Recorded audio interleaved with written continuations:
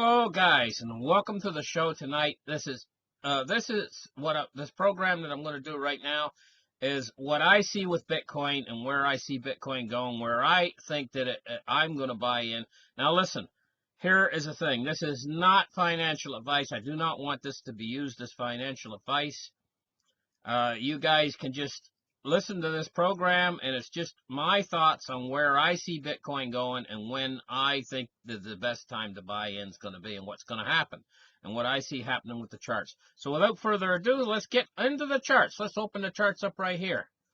Okay, now I'll move myself out of the way here so you can see. We're looking at the 12-hour chart of Bitcoin, and you can see, I'm pretty sure you can see my crosshairs here. By the way, this chart is live. It's at Bitcoin Wisdom, and we're looking at Bitstamp's price right now live. It went up to $19,666 and a mountain of a move upwards. It was a terrible, terrible bull market. And then what we've had is now I'm going to, first off, I want to explain this.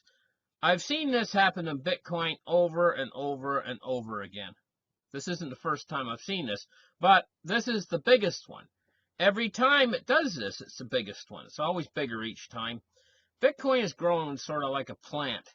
Underneath the ground, it's putting down roots in the financial system and stuff. More people are getting used to it.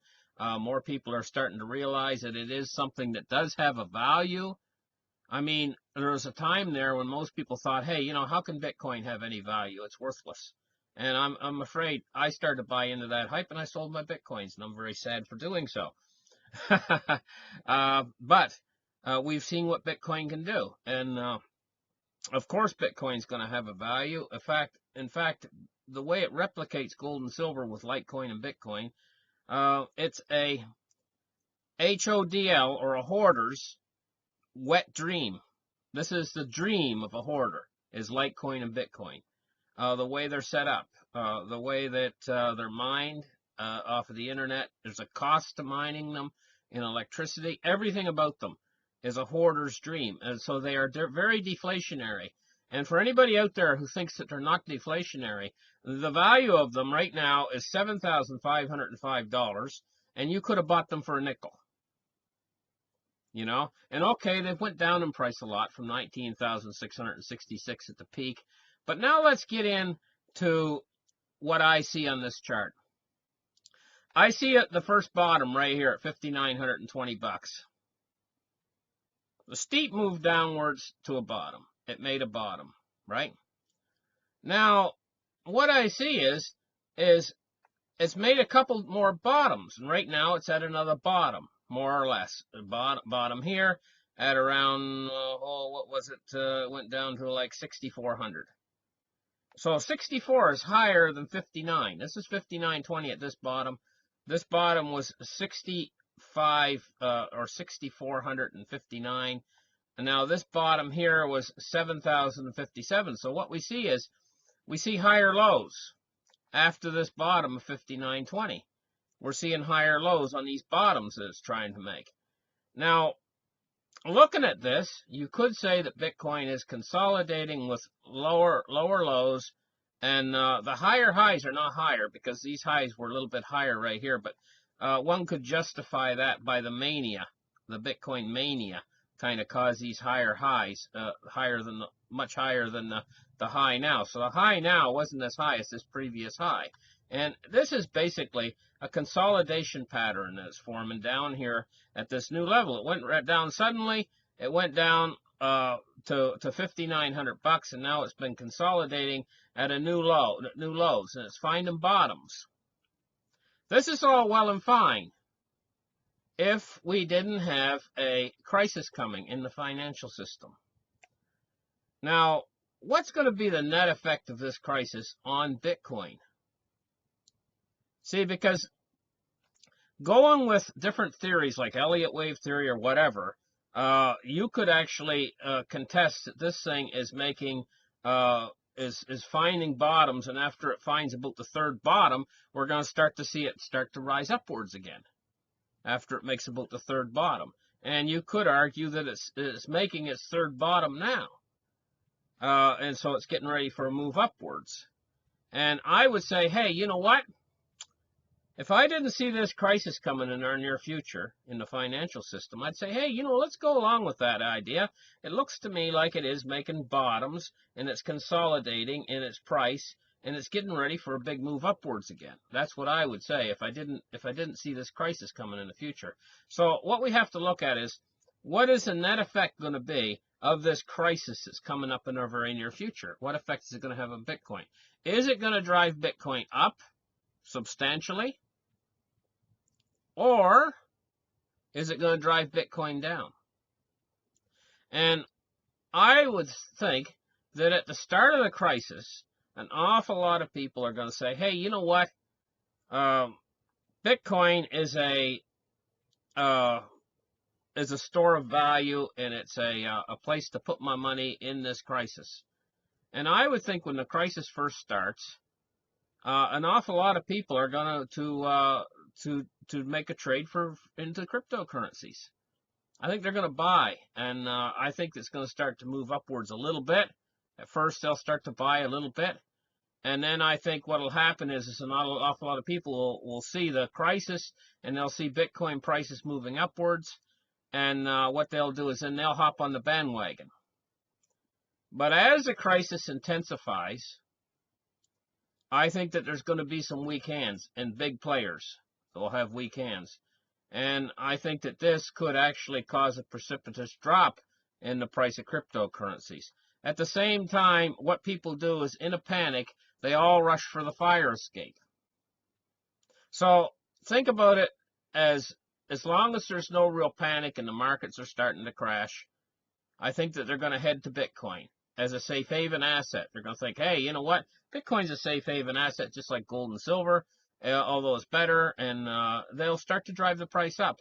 Along with gold and silver might actually try to move upwards a little bit too during the first stages of the crisis. And there will be some fear.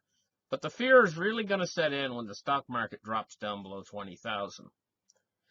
And I truly believe this is coming, and the reason why I believe it's coming is I think that the bond market is just going to continue. The yields are going to continue to rise. Now, we've had a little bit of a relief rally in bonds. There's been a lot of buyers that have come to the rescue of the bonds just recently. And they've brought the bond prices back down to like 2.8 something. I think it's 2.85 or whatever. From 3.1 on the U.S. 10-year. That's the one I particularly watch, is the U.S. 10-year, because most debt is based on the U.S. 10-year. So, at any rate, I think this is a temporary thing because the Fed has not stopped their quantitative tightening, and they're going to come in harder with it. And as they do, there's going to be more bonds to be sold into the marketplace. And whenever you have supply and demand, whenever you have an excess supply more than demand, what that generally yields is falling prices, and falling prices in bonds is rising yields. And so what would be typical for us to see is in the next sales coming up, there will not be as many buyers as we have seen. And these buyers will have got burnt. As the bond yields start to rise again, we're going to see these buyers get burnt, and they're going to be less likely to come in with such vigor next time around. So this is going to yield a stock market fall when the bond prices get too high, the yields get too high. And we're going to see major corrections in the stock market. And now that's if Deutsche Bank doesn't go down, and if the Italian system stays together. I see problems with the Italian banking system that's going to just absolutely pull the system down. And Deutsche Bank, I can't see them recovering. I see a slow slide to hell with Deutsche Bank. And it might take a little bit longer, but I see an awful lot of trouble looming on the horizon coming this fall. And I think when the really bad trouble hits this fall, I think what we're going to see is we're going to see panic. And when the real panic hits, I think they're going to dump Bitcoin. Because Bitcoin is really a speculative asset. It's not a safe haven asset yet. It's trying to become a safe haven asset. And honest to God, I think it will become a safe haven asset at some particular point in time in the future, but it's not there yet. And so when they dump these Bitcoins, then you're going to get your real bargain prices. So if it wasn't for that, I would say, hey, you know what? It looks like we're moving toward a move upwards in the price of Bitcoin after this consolidation. In fact, this consolidation period, this what I'm seeing, this picture in the chart here with these with this narrowing, and this is the ups and downs here are narrowing down to a consolidating into a price of around oh, I don't know, let's estimate it, let's kind of cut it in between these little hills and these little valleys and find somewhere around probably $8,250, probably somewhere in around there is a consolidated price that is finding. If you look at these waves, the center of these waves is around that price. You know, could even be as high as 8,500, where they're consolidating. The price of Bitcoin's consolidating. It's definitely above 8,000, because down here is 8,000, and we can see that's a little bit on the low side of those waves that are forming. Like if it was water, picture it like water here. You try to find the mean estimate of the water if the waves were to flatten out. So if it's like the ocean and you got a bunch of waves on the ocean rippling around, what would the ocean level be if all the waves in the ocean went flat? If the wind were to settle down, the ocean went flat. That's the way with this chart here. And you try to find that line. You look at these waves and you try to find the line where it would be if it went flat. And it's probably in here around 8,500. You know, if it went flat. And that's the level it's finding, because the waves are going below that. It's the mean average, what I should say, you know. And so anyway, it's consolidating on that because the waves are getting smaller and smaller. They're flattening out as we're moving forward in time here. That type of a pattern is, that type of a pattern is a type of pattern that is setting up for an explosive move, probably to the upside. That's what that type of pattern is generally setting up for. Now, I would say, hey, you know what? If we didn't have a crash coming in the economic system right in our dead future, I'd say, hey, you know what? We're probably heading towards some sort of a large move upwards in the price of cryptocurrency. That's what I would think, you know, if we didn't have a crash coming. But the crash is going to throw a monkey wrench into everything, so you have to consider that. So you just can't do your typical chart reading and say, hey, you know what, this is what it's going to do. Because you have to take the crash that hasn't occurred yet into account.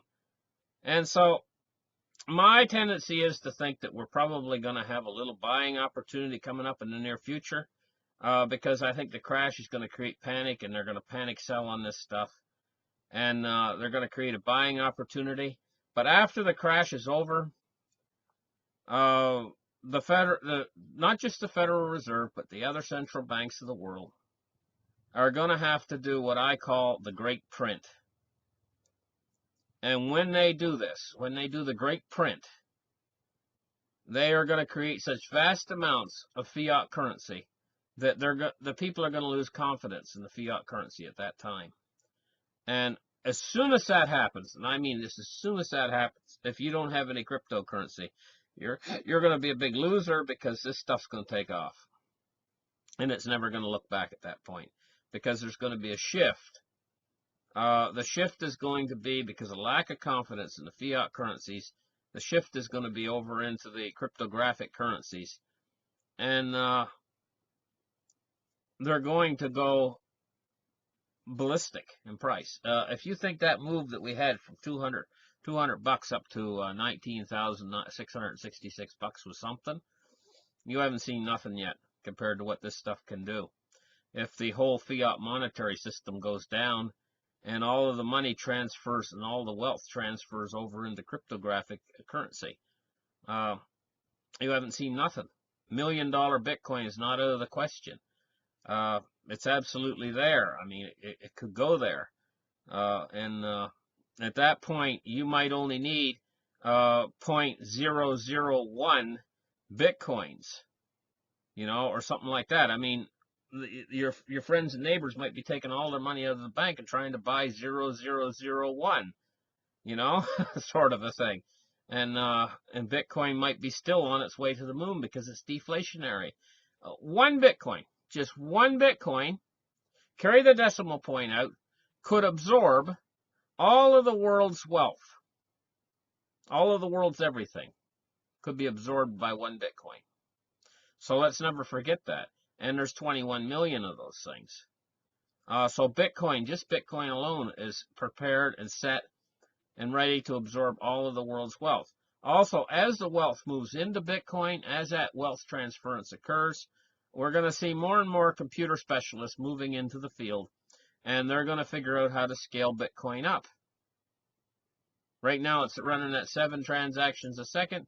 I've heard talk of them being able to take it to over 1 million transactions per second. That's what I've heard. Rumors of them being able to take it over 1 million. But I know with things like the Lightning Network, they can really scale this sucker up so that she can really, I mean, you can buy a cup of coffee with it. And it's going to prove to make micropayments and everything.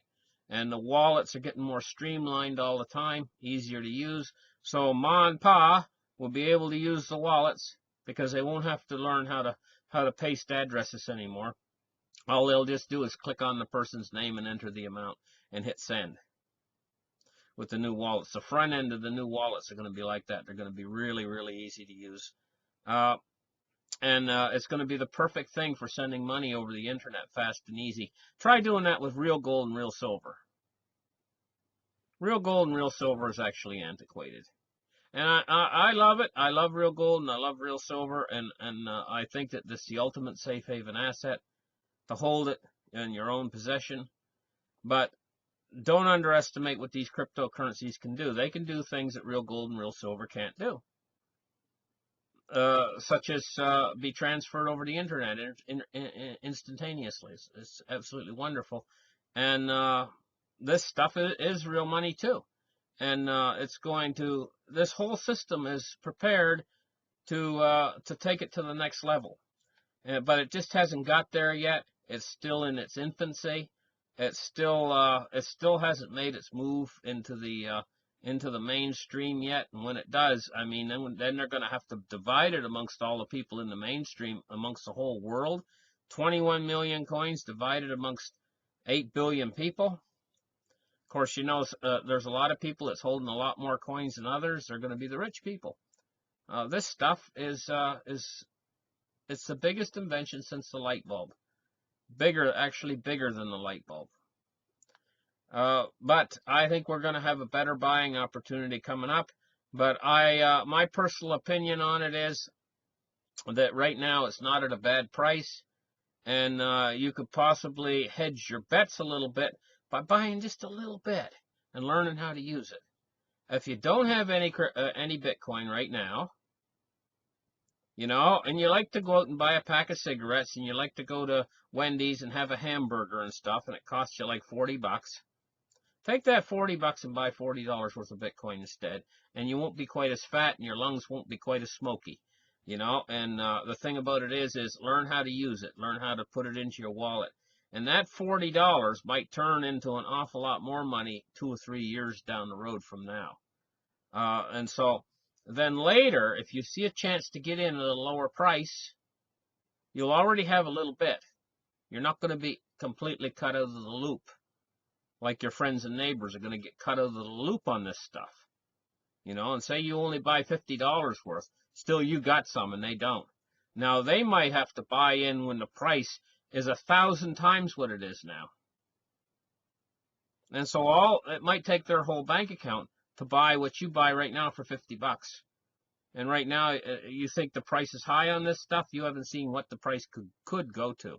So it wouldn't hurt to make a little bit of a hedge bet against what the price could go to on this stuff. At least then you're not going to get cut out of the loop, if I'm making sense. And what does it cost you? I mean, you'll spend that at McDonald's in one evening. So that wouldn't hurt. Or you might spend it on lottery tickets. You know what I mean? Don't go selling the farm right now.